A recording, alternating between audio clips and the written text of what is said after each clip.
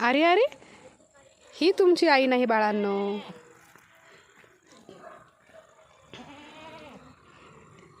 ए lucky, अगं ही तुझी mummy नाही. हे बघ, ही आहे. कशी म्या म्या करते बरं का. ही आहे आमची मैनाबाई.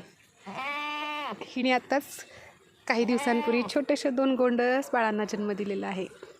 किती छान आहेत है की नाही. कसे दुडू दुडू खेळत असतात. हे सारखं इकडे तिकडे उड्या मारत असतात. आणि ही आहे सगुणा. आणि बरं का, हिच्याही पोटामध्ये बाळ आहेत.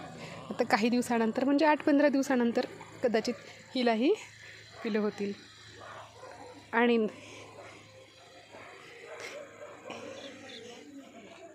ही जी मैना आहे, ही मैना इतकी पॉझिटिव्ह आहे आपल्या बाळांसाठी.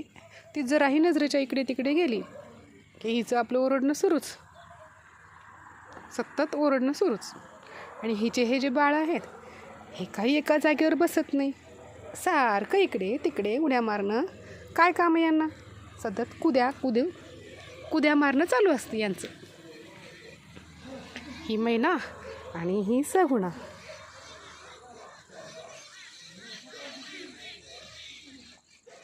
सगुणाबाईचं आपलं शांतपणे रवंथ करणं चालू आहे. आपलं खाणं खाल्लेलं आपलं तोंडामध्ये.